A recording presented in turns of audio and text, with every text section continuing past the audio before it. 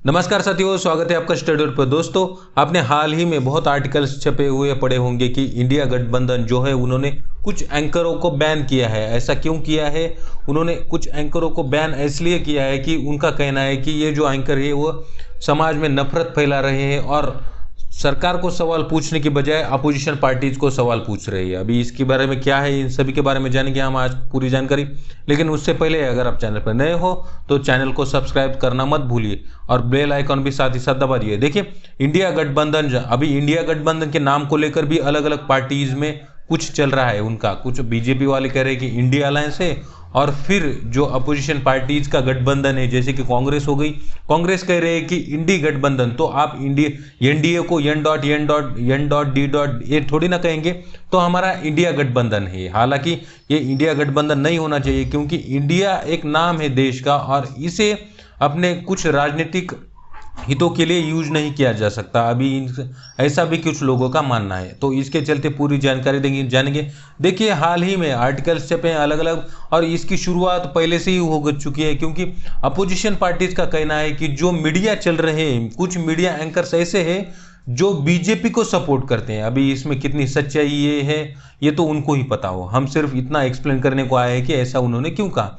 अभी बीजेपी के खिलाफ जो एंकर्स है उनका तो अलग मामला है, लेकिन अभी कांग्रेस है, कांग्रेस अपोजिशन पार्टीज का कहना है कि कुछ एंकर्स, जिसमें उन्होंने 14 एंकरों की मीटिंग यानी 14 एंकरों का नाम के जरिए उनका बॉयकॉट करने के लिए एक लिस्ट भी जारी की है, और कहा है कि हम दूसरी भी लिस्ट जारी करेंगे। Opposition bloc set to issue second boycott list of news anchors, ऐसा न्यूज में भी छपा है। अभी ऐसा बॉयकॉट क्यों किया है अपोजिशन पार्टीज ने और इंडिया अलायंस में? देखिए, इंडिया अलायंस का कहना है कि जो कुछ एंकर्स है, जिसके अगर उसमें नाम की बात करें तो हम उसमें अदिति त्यागी है जो कि भारत एक्सप्रेस में काम करती है, अमन चोपड़ा है, अमिश देवगन है, आनंद नरसिम्हन है, अर्नब गोस्वामी, ये आपको पता होगा रिपब्लिक भारत के हैं, अशोक श्रीवास्तव, चित्रा त्रिपाठी आज तक की, गौरव सावंत इंडिया टुडे के, नाविका कुमार जो कि टाइम्स नाउ और टाइम्स नाउ नव भारत की, प्राची पराशर है, रूबिका लियाकत है, शिव अरूर है, सुधीर चौधरी आप सभी को पता होगा, और फिर सुशांत सिन्हा है जो कि टाइम्स नाउ नव भारत के। इनका बॉयकॉट इसलिए किया गया है कि इंडिया गठबंधन का कहना है कि ये जो इतने एंकर्स है ये समाज में नफरत फैला रहे हैं। अभी ऐसा क्यों कहना है उनका? क्योंकि डिबेट ये इस जो अनएम्प्लॉयमेंट है, महंगाई है, इस पर ना कर कर वो किस पर कर रहे हैं कि हिंदू मुस्लिम इस पर डिबेट कर रहे हैं। अभी इसमें कितनी सच्चाई है ये तो उन्हीं को ही पता होगा, लेकिन हमारी तरफ से जो न्यूज़ में छपा है वो हम आपको बता रहे हैं कि ऐसा उन्होंने कारण दिया। और जो ये न्यूज़ एंकर से वो सत्ता को, यानी सत्ता में जो बैठा है बीजेपी एनडीए, उनको सवाल पूछने की बजाय किसको सवाल पूछ रहे हैं? विपक्षी दलों को, ऐसा इनका कहना है। और जो इन एंकर से इनका कहना है कि जो विपक्ष दल है वो जो सवाल है उससे बचने के लिए, और जो मीडिया का, जो डेमोक्रेसी का चौथा स्तंभ माना जाता है मीडिया को, उसे इमरजेंसी के तरह यूज कर रहा है। यानी एक बॉयकॉट करने की जगह इमरजेंसी लगाने की जैसे हमें बता रहा है कि आप हमें सवाल मत पूछिए, सिर्फ सत्ता पक्ष को सवाल पूछिए, ऐसा ये न्यूज एंकर्स का कहना है। अभी इसको लेकर बीजेपी ने भी एक प्रेस रिलीज जारी किया, प्रेस स्टेटमेंट। इन्होंने कहा है कि बीजेपी कंडेम करती है इंडिया अलायंस, जो अभी इनका कहना है कि इंडिया अलायंस है, कंडेम करती है कि बॉयकॉट कर रहे हैं जो जर्नलिस्ट, उसको लेकर। और बीजेपी ने यह भी कहा है कि जो इंडिया अलायंस है ये घमंडिया भी अलायंस है, इसका यूज किया है, घमंडिया वर्ड का बीजेपी ने इसको चलते। और बीजेपी ने यह भी कहा है कि जो जर्नलिज्म यानी मीडिया है वो डेमोक्रेसी का फोर्थ पिलर है और इसे आप इग्नोर नहीं कर सकते। इसके तहत इंडिया अलायंस को इन्होंने एक प्रेस स्टेटमेंट जारी किया बीजेपी ने। और इसके साथ ही साथ बीजेपी ने पोस्टर भी जारी किया है कि इंडिया अलायंस, जिसको लीड कांग्रेस कर रही है, आप सभी को यहाँ पे कांग्रेस के जो नेता है राहुल गांधी दिख रहे होंगे और यहाँ पे इंदिरा गांधी जी दिख रही होंगी। आप सभी को बताओ 1975 में इमरजेंसी लगाया गई थी 1977 तक, तो वहां पर भी इमरजेंसी में भी क्या हुआ था कि मीडिया को स्वतंत्रता नहीं थी कि कोई भी रिपोर्टिंग करे। तो बीजेपी ने क्या किया कि इमरजेंसी को फिलहाल अभी कांग्रेस लेड इंडिया गठबंधन है उसको कंपेयर किया कि एक समय ऐसा था कि इंदिरा गांधी जी ने इमरजेंसी लगाई थी, और अभी का समय ऐसा है कि कांग्रेस लेड इंडिया गठबंधन क्या कर रहा है कि बॉयकॉट कर रहा है फ्रीडम का। और फिर यही लोग बोलते हैं कि इंडिया की फ्रीडम में रैंकिंग है, प्रेस फ्रीडम में, वो नीचे गिर रही है।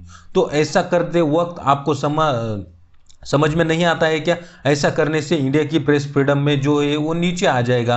तो ऐसा बीजेपी का कहना है। अभी इसके साथ ही साथ अगर हम अलग मुद्दे की बात करें तो इन्होंने किस किस के चैनल को, अगर न्यूज़ 18 की बात करें तो इसमें अमीश देवगन हो गए, फिर अमन चोपड़ा हो गए, यहाँ से TV9 भारतवर्ष, आज तक के तो ज़्यादा एंकर है, चित्रा त्रिपाठी हो गई, सुधीर चौधरी हो गई, इंडिया टीवी, फिर रिपब्लिक भारत। तो ये जो लीडिंग हिंदी न्यूज चैनल है इनकी व्यूअरशिप सबसे ज़्यादा है। तो अगर इनका कहना है अगर बीजेपी के खिलाफ अगर कांग्रेस को कदम उठाना है तो उनको क्या करना चाहिए कि ज़्यादातर लोगों के पास जाना चाहिए, और अगर वो न्यूज़ रिपोर्टर यानी न्यूज़ एंकर को ही बॉयकॉट कर देंगे तो ज़्यादातर लोगों के पास उनका एजेंडा, जो कांग्रेस कह रही है कि 2024 चुनाव जीतने के बाद हम ऐसा कुछ करेंगे कि आपके जो लाइफ में कुछ बदलाव आएगा, ऐसा कांग्रेस का कहना है कि हम अलग अलग पॉलिसीज डेवलप करेंगे जिसके तहत लोगों को अच्छा रोजगार मिलेगा, महंगाई कम हो गई ऐसा। तो आप लोगों तक अपना एजेंडा कैसे फैलाएंगे कि लोगों को मालूम होना चाहिए कि 2024 के चुनाव में वोट किसको करना है। अगर आप ऐसे ही बॉयकॉट करते चलेंगे अलग अलग न्यूज चैनल्स को तो आपका जो एजेंडा है वो लोगों तक नहीं पहुंचेगा। अगर हम इंडिया के रैंकिंग की बात करें तो 2002 में इंडिया के प्रेस फ्रीडम रैंकिंग थी 80, उसके बाद 2010 में हो गई 122, फिर 2016 में 123, 2021 में 142, और 2022 की बात करें तो 2022 में 150 थी, और 2023 की बात करें तो 161 थी। इसको आउट ऑफ 180 कंट्रीज इतनी प्रेस फ्रीडम रैंकिंग थी। तो अभी बीजेपी का कहना है कि अगर कांग्रेस ऐसे कदम उठाएगी तो इसके चलते वर्ल्ड प्रेस फ्रीडम इंडेक्स में इंडिया नीचे गिर जाएगा, और फिर यही लोग चिल्लाएंगे कि मोदी जी ने वर्ल्ड प्रेस फ्रीडम में इंडिया की रैंकिंग नीचे चली गई है। तो इसके चलते अगर हम पूरी तरह से 2002 से लेकर 2022 की बात करें फ्रीडम इंडेक्स में, वर्ल्ड प्रेस फ्रीडम में, तो 2002 में 80 था, और 2022 में 150 था, और 2023 में फिलहाल के लिए 161 है। तो अगर नीचे 2009 की बात करें तो यहाँ पे नीचे गिरकर 100, नीचे मतलब ऊपर आकर 105 पे रहा था।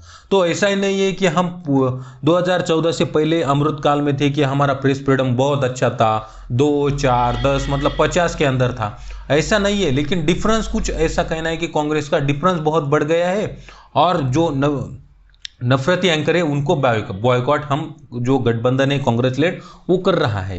तो और इसके तहत उनका कहना ये भी है कि जो इंडिया गठबंधन है उनका कहना है कि टीवी न्यूज़ एंकर जिनको हमने बॉयकॉट किया है वो उनको बीजेपी मीडिया सेल है उनकी तरफ से इंस्ट्रक्शंस मिलते हैं कि आज आपको क्या करना है और कौन से तहत आपको कौन सा एजेंडा चलाना है, इसका उनको इंस्ट्रक्शन मिलता है। और इसके चलते ही news broadcasters and digital association जो है उन्होंने एक प्रेस स्टेटमेंट जारी किया है, और इंडिया गठबंधन जो चल रहा है उनको कहा है कि आप ऐसा नहीं कीजिए, मीडिया को मीडिया एक डेमोक्रेसी का चौथा स्तंभ है, उनको इंडिपेंडेंट काम करने के लिए ज़रूरत है, और आप ऐसे बॉयकॉट करके जो डेमोक्रेसी है उसको खतरे में ला रहे हैं।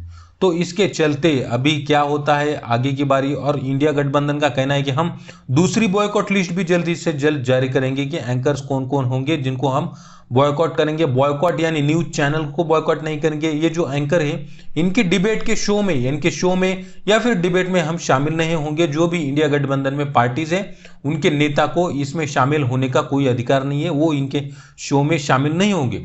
तो फिलहाल इतना ही, अगर आगे जो भी होता है हम आपके साथ बताएंगे। अगर आपको वीडियो पसंद आया लाइक कर दीजिए, चैनल पर नए हो सब्सक्राइब कर दीजिए। मिलते हैं अगली खबर लेके, तब तक के लिए गुड बाय।